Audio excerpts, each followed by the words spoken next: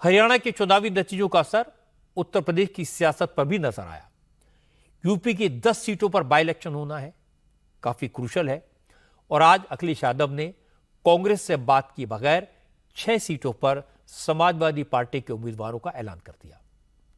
हालांकि by election में सीटों के बंटवारे को लेकर कांग्रेस की समाजवादी पार्टी से बात चल रही थी, लेकिन आज अखिलेश यादव ने उन सीटों पर भी उम्मीदवार उतार दिए जिन पर कांग्रेस अपना दावा ठोक रही है।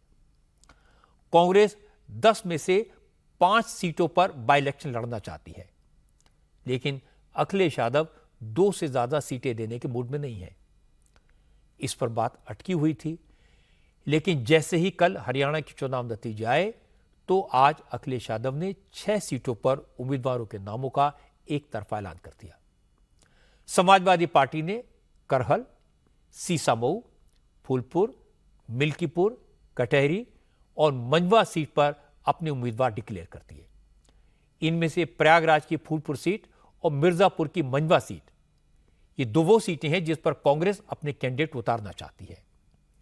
अखिलेश यादव के इस एक तरफा ऐलान से कांग्रेस नाराज है, लेकिन समाजवादी पार्टी ने 2 टूक कह दिया कि हरियाणा में कांग्रेस ने समाजवादी पार्टी को एक भी सीट नहीं दी। फिर भी समाजवादी पार्टी यूपी के बाई इलेक्शन में कांग्रेस को 2 सीटें देने को तैयार है। अब फैसला कांग्रेस को करना है। समाजवादी पार्टी के नेता रविदास मेहरोत्रा ने कहा, उन्हें उम्मीद है बीजेपी को रोकने के लिए कांग्रेस यूपी में समाजवादी पार्टी के साथ मिलकर लड़ेगी।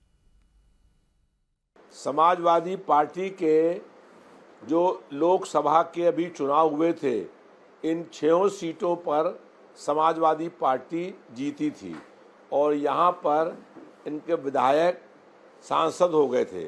उस सीट पर समाजवादी पार्टी ने अपने प्रत्याशियों की घोषणा कर दी है और 4 सीटें जो बाकी हैं उसमें समाजवादी पार्टी और कांग्रेस के बीच में जो है बातचीत चल रही है और हमें विश्वास है कि कांग्रेस जो है इस पर मान जाएगी।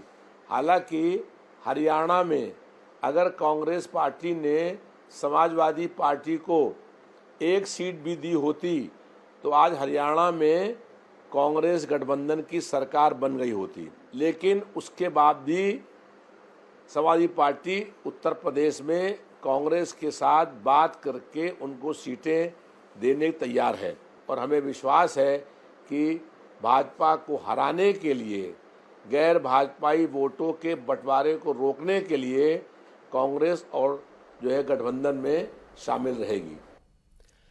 समाजवादी पार्टी के ऐसे तेवर देखकर कांग्रेस के नेता परेशान तो हैं, लेकिन फिलहाल संभल कर बोल रहे हैं।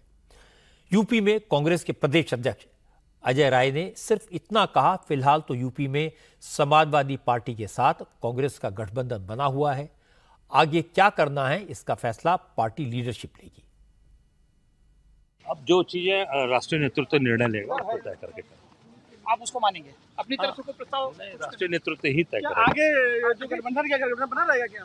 निश्चित तौर से बना हुआ है, बना रहेगा। अब उस पर तय कर रहे हैं भाई, राष्ट्रीय नेतृत्व निर्णय ले रहा है, निर्णय बताएंगे सारी बात। नहीं, आपको कॉन्फिडेंस में नहीं दिया गया क्या? निश्चित तौर से सब लोग मिलकर लड़ेंगे और दमदारी से लड़ेंगे, चिंता मत। अब अजय राय भी कहें तो क्या कहें, उन्होंने गोलमोल जवाब दिया। लेकिन यूपी कांग्रेस के प्रभारी अविनाश पांडे ने माना कि समाजवादी पार्टी ने बाई इलेक्शन के लिए कैंडिडेट्स की लिस्ट कांग्रेस से बात किए बगैर जारी की। अविनाश पांडे ने कहा कि कांग्रेस तो समाजवादी पार्टी के साथ मिलकर चुनाव लड़ना चाहती है, लेकिन आगे क्या होगा ये अभी बताना मुश्किल है। इंडिया गठबंधन के कोऑर्डिनेशन कमेटी से अभी कोई चर्चा नहीं हुई है और अगर कोई होगी तो उसकी जानकारी मुझे नहीं है। देखिए, कांग्रेस पार्टी का और कांग्रेस नेतृत्व का बहुत स्पष्ट इसमें मत है कि उत्तर प्रदेश के 10 उपचुनावों में इंडिया गठबंधन के 10 सीटें लड़ेंगे और मिलकर आपसी समन्वय से इन 10 सीटों पर हम विजय हासिल करेंगे, ये हमारा लक्ष्य है। जहाँ तक रही बात सीटों के अनाउंसमेंट की और चुनाव लड़ने की, तो इस पे इंडिया गठबंधन की कोऑर्डिनेशन कमेटी जो भी निर्णय लेगी उसे उत्तर प्रदेश कांग्रेस कमेटी सहर्ष स्वीकार करेगी। क्या कोई गुंजाइश अभी भी बची है 6 सीटों के ऐलान के बाद? संभावनाएं हमेशा आखिर तक रहती हैं, उसे नकारा नहीं जा सकता। अखिलेश यादव को लोकसभा चुनाव के वक्त ही एहसास हो गया था कि उत्तर प्रदेश में अलायंस का फायदा समाजवादी पार्टी को कम और कांग्रेस को ज्यादा हुआ। मध्य प्रदेश चुनाव में भी कांग्रेस ने समाजवादी पार्टी को अपमानित किया था। हरियाणा के इलेक्शन में एक भी सीट देने से इनकार कर दिया और यूपी के बाई इलेक्शन में कांग्रेस 10 में से 5 सीटों पर दावेदारी कर रही थी।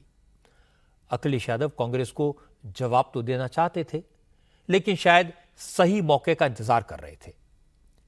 अखिलेश समझते हैं वो बीजेपी का मुकाबला अकेले नहीं कर सकते, इसलिए कांग्रेस को साथ रखना जरूरी है, लेकिन साथ साथ वो ये जानते हैं कि कांग्रेस को हैसियत दिखाना भी अब जरूरी हो गया है। अब तक तो उन्हें मौका नहीं मिल रहा था।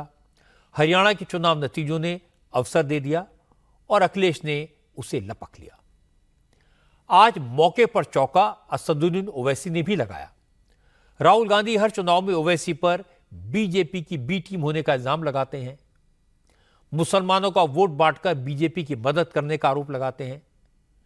आज ओवैसी को मौका मिला। ओवैसी ने कहा कि हरियाणा में तो उनकी पार्टी चुनाव नहीं लड़ी, फिर कांग्रेस क्यों हार गई?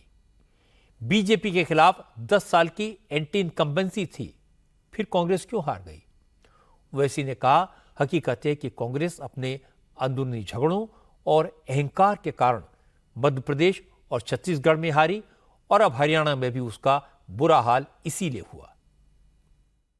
हमको जो गाली देते थे लोग कि आपके खड़े रहने से सब बीजेपी का फायदा हो रहा है, मैं फिर से कह रहा हूं, हम तो थे ही नहीं वहां पर, तो कैसे जीत गई बीजेपी? क्या क्या अनाप शनाप बोलते थे हमारे बारे में, ये टीम वो टीम। अब जब वहां पर बीजेपी जीत गई, जिम्मेदार कौन है इसका? मेन अपोजिशन तो आप ही है वहां पर, मेन अपोजिशन तो ओवैसी थोड़ी है, मेन अपोजिशन आप ही है। और 10 साल के एंटी इनकम्बेंसी के बाद 10 साल और फिर आपके हालिया पार्लियामेंट के चुनाव के नतीजे के बाद एक गोल्डन अपॉर्चुनिटी थी इनके पास कि बीजेपी को हरा देते वहां से, मगर वो नहीं कर पाए। इनका अपने इंटरनल डिफरेंसेस की बुनियाद पर, अपने एरोगेंस की बुनियाद पर मध्य प्रदेश में भी जीतना चाहिए था, छत्तीसगढ़ में भी जीतना चाहिए था, यहां पर भी जीतना चाहिए था। तो ये तीसरा ऐसा प्रदेश है जहां पर बीजेपी को हारना चाहिए था। असेंबली इलेक्शन बीजेपी जीत गई, तो ये खुद एक बहुत बड़ा पैगाम देता है। इनएफिशिएंसी इतनी ज्यादा थी वहां पर, तब भी फायदा नहीं उठा सकी कांग्रेस पार्टी से। ये ईवीएम को ब्लेम करना तो बड़ा आसान है ना, कि वही ईवीएम से आप जीत जाते हैं और फिर अगर आप हार जाते हैं तो ये गलत बात है। ओवैसी के सारे सवाल जायज हैं। हरियाणा में ओवैसी की पार्टी नहीं थी, फिर कांग्रेस क्यों हारी? लेकिन समझने की बात है कि हरियाणा में मुसलमानों का एक मुश्त वोट कांग्रेस को मिला। कांग्रेस ने हरियाणा में मुस्लिम बहुल इलाकों में 3 मुस्लिम उम्मीदवार उतारे थे और तीनों जीते, तो मुस्लिम इलाकों में स्ट्राइक रेट 100% है। बीजेपी ने भी 2 मुस्लिम उम्मीदवारों को टिकट दिया था, दोनों हार गए, स्ट्राइक रेट 0 निकला। मुसलमानों का वोट तो कांग्रेस को मिला, लेकिन कांग्रेस को दलितों, पिछड़ों, ब्राह्मणों और पंजाबियों के वोट नहीं मिले। कांग्रेस मुस्लिम और जाट वोटों के 32% के सहारे खड़ी हुई थी, लेकिन बीजेपी ने 68% नॉन जाट वोट को एकजुट करने का दांव खेला। बीजेपी का यह दांव सफल हुआ, लेकिन कांग्रेस अभी भी यह मानने को तैयार नहीं है। कांग्रेस के नेता इस बात पर अड़े हुए हैं कि उन्हें जनता ने नहीं, ईवीएम ने हराया।